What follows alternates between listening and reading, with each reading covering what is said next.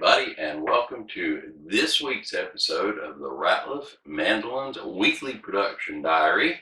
It's going to be sort of a dull week. I don't have too many things on the job jar list.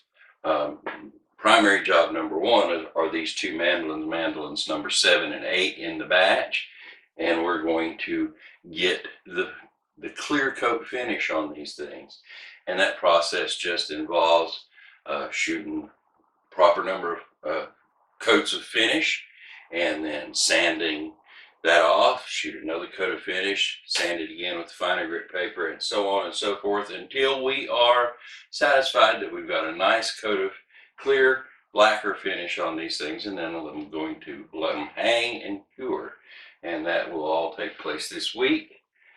But as a secondary job, we are going to make truss rod covers. I'm about out, and I have a certain number of jigs and fixtures to fix these so that we can make exactly the same truss rod cover over and over and over again. And I'm going to share that entire process with you and show you the jigs and show you the fixtures and show you the tools that it takes to make a truss rod cover. So I probably won't shoot too much footage of this because you've seen that dozens of times already, but I don't think that I have shown this. So we're going to concentrate on the truss rod covers. Let's get started.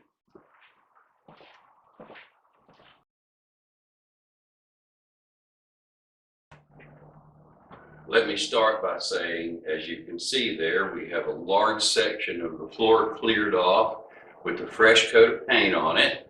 I've been, for the last couple of weeks, on the weekends, I've been painting and cleaning not only the inside of the building, but the outside of the building. So to get a large area like that clean and clear enough to paint, well, I have to shove all the stuff in this pretty much already crowded shop to the sides and clean off the floor area. So I've got stuff packed on top of stuff in the areas that have not been painted this past weekend. But I do have this little area right here gathered with most of the things I think that we need to make these truss rod covers. I have a table, and the material can sit here. I've got a bandsaw right there. I have this overhead router with a special bit, which I'll explain in a few minutes, and the jigs that it takes to make the truss rod covers. And the only other thing I need is the drill press, and it's covered up, but we'll make do with the best we can. And so let's get started on the truss rod covers. First, let me explain the two different kinds of truss rod covers to you and show you what kind I use. Truss rod covers come in two basic kinds. Regardless of the shape that they actually take, they'll either have one attachment screw or two. The two attachment screwed ones sit just a little away from the nut of the instrument, and the single screw attachment cover plates, like the kind that I use, have a flat bottom, and they just butt right up against the nut of the instrument and are attached with just one screw. So this is what we're going to be making. I do have a jig for making the 2-hole truss rod covers, and I'll show you that jig just so that you'll see one and you'll know how I could make either kind with this setup. Let's start with the material. I have a piece of plastic here, a sheet of plastic actually. It's probably about I don't know, 60 or 65 thousandths thick. This is black. You can get this stuff in white or pearloid, tortoiseshell. You can get it layered. Here's a truss rod cover with black, white, black, and so it kind of makes a nice little bordered thing when you're done with it. So you can get this in all sorts of material and colors. I also have some a material here that we're going to make a couple of truss rod covers out of. That's sort of some sort of fiber board, and we're going to strip some stuff off of it and give that a try and see if that will make a fairly decent truss rod cover as well.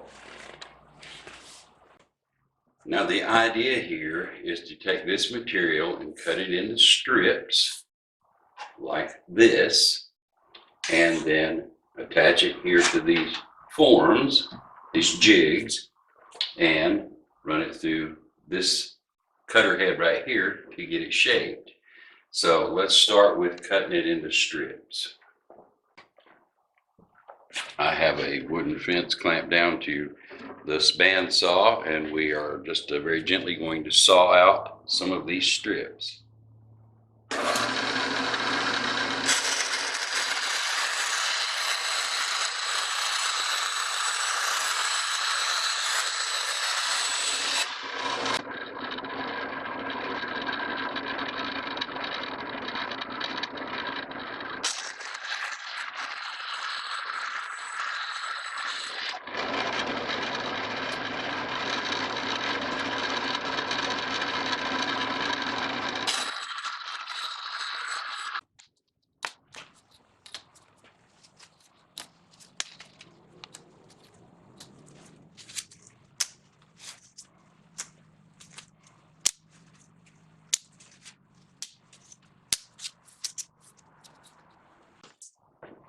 I have stripped off about a dozen of these pieces.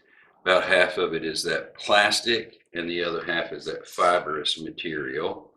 And so we are ready to proceed on, and I will now explain this jig right here. Well, the first thing I need to explain is both of these jigs are designed to take a piece of plastic that size. It'll slip right in that slot right there, just like that. Now, the idea of this one is to drill that attachment hole. And as you can see, this one is designed with 2 holes in it. This jig is so that I can do either one of those styles of truss rods, either the 1 hole or the 2. So this will slide under here, just like that right there. This will pull back. That comes down there like that right there. Everything's pushed up nice and hard against the stop, and we drill right down through that drill hole in that hinge, and we come out with a perfectly placed hole.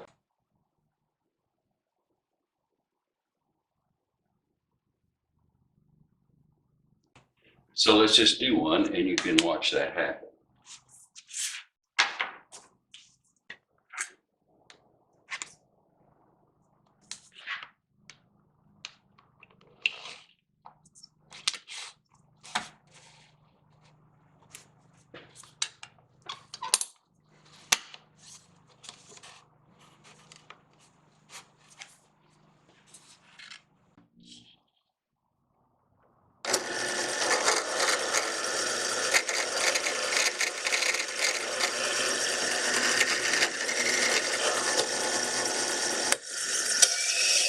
Now, this will make sense in a minute. We're going to turn around. We have one good hole, and we're going to turn this whole piece around and do another hole on the other end of the board. And like I said, just bear with me. It'll make sense in a minute.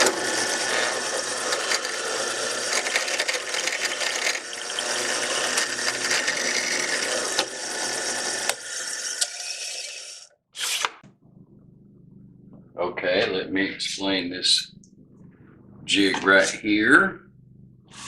It's a couple of pieces of oak put together. Good look at it.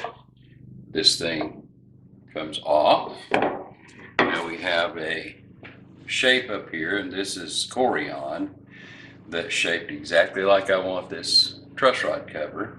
And it will run, and this bit back here has a bearing on it, and it'll run right down through there. I'll give you a close-up of that. And this top board right here is exactly the width of the strip that we stripped off. And this thing has a channel in it that fits down on that exactly as well, and it has some holes here pins, index pins, that we can move this thing back and forth wherever we want it, and that'll become apparent here in just a few minutes as well. Now we have holes drilled in the strip. This little teeny tiny screw right here in this Corian comes up here, and we screw this strip of plastic or whatever the material is that we want right down on that. I have a little teeny tiny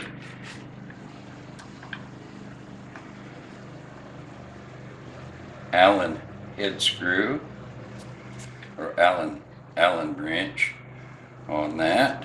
Lock everything in. Put this thing on and put it on the index point. We're going to pull it back here like this, and that'll become the reason for that will become apparent here in just a second as well. And everything gets locked together just like that. So let's take one good look at the whole setup here before we actually make a truss rod cover. We have this Corian template that the bearing will roll on, and we have the truss rod cover material screwed in here and held in place by this upside down tray, so to speak, and that is a bevel bit on this cutter, and it should just start right here and ease around there and put the bevel in one and the whole 9 yards in just one pass. So let's give it a run and make sure that it's going to do exactly what I say it is.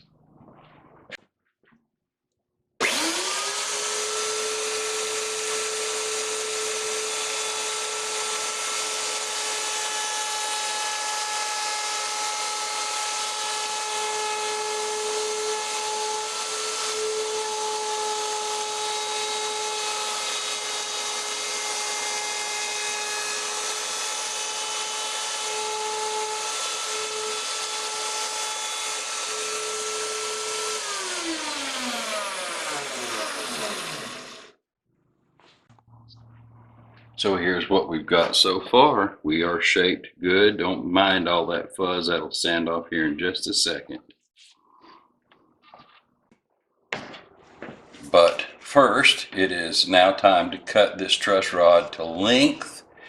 We've overcut that bevel just a tad. And now that will explain why we have these index holes right here, because this last one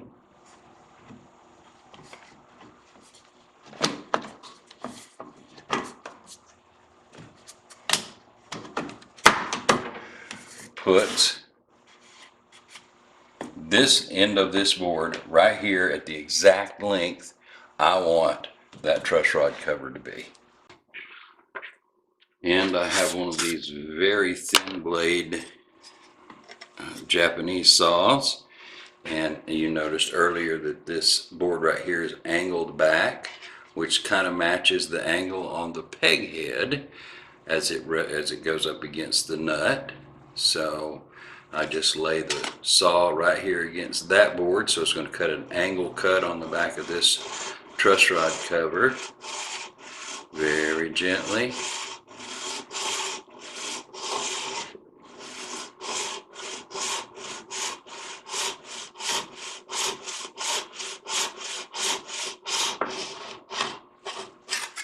And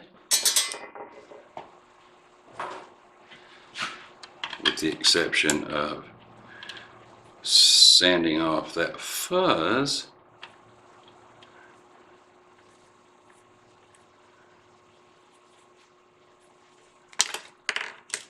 I now have a perfectly shaped, perfectly sized truss rod cover.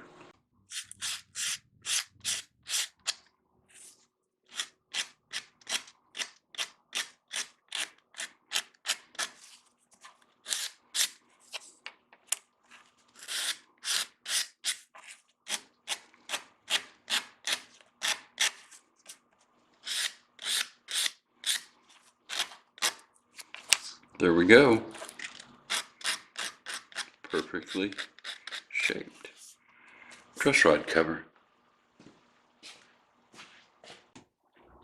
Now, do you remember when I told you a minute ago that when I drilled 2 holes, one on either end of this strip, that it would make sense in a minute? Now I can just turn this strip around because I just cut off the piece with this hole in it, but I still have one over here. I move everything forward, repeat the process, and then whenever I get a truss rod or a piece of this material this big, I just go over there and drill 2 more holes and use the shorter piece, use the shorter piece, and use the shorter piece until this strip is completely gone. It'll give me about 5 truss rod covers. So that's the story on that. Now, I told you I had a jig to do a 2-hole truss rod cover. And just briefly before I move on, I'll show you that. It's the same concept, only it has no strips. You have to cut these things this long with both holes, and then you just put the square blank in there, screw that down, and run the cutter all the way around, and you come out with a 2-hole truss rod cover. Well, I think I covered everything. I think that pretty much explains how I make truss rod covers. I am now getting ready to take these strips and go over to the drill press and drill both ends of each one of these, run them through, and then when I have a whole pile of shorter strips, I'll go over there and drill them again until I just completely run out of strips and I've got a pile of truss rod covers. And like I said before, it should be about 50, 60 truss rod covers here. So that's what we're going to do.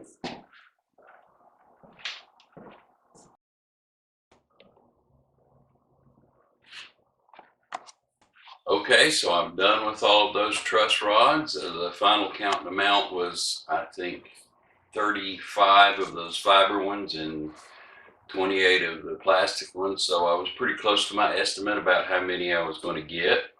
And that's all taken care of. I just need to go in there and clean up the mess and put all the tools back in their place. I have all of the build clear coats on Mandolin 7 and 8. And before I go in there and start their first sanding, I think I'll go in here in the big room where I have such a mess and at least spend an hour or so trying to put things back together.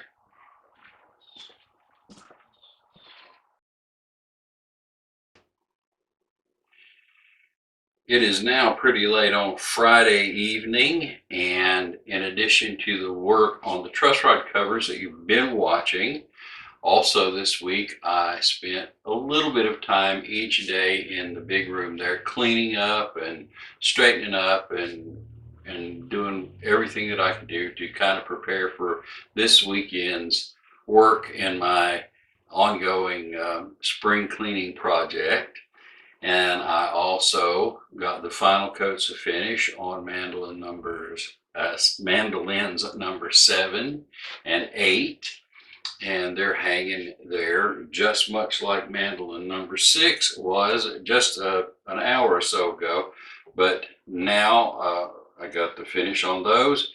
And this one I have pulled and I'm getting ready to put the hardware and strings and stuff on it, and to that end I have cleaned off the tape off of the fretboard, dressed the fretboard ends and leveled the frets and cleaned everything up and oiled the fretboard, so we're ready to put the nut and the tuners and all the rest of the hardware on it and get it done.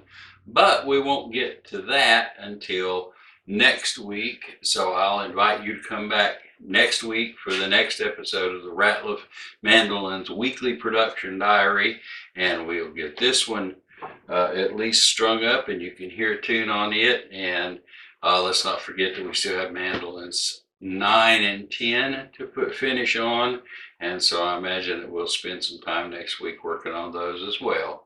So We'll look for you on the next episode. See you then. Thank you so very much for staying to the very end.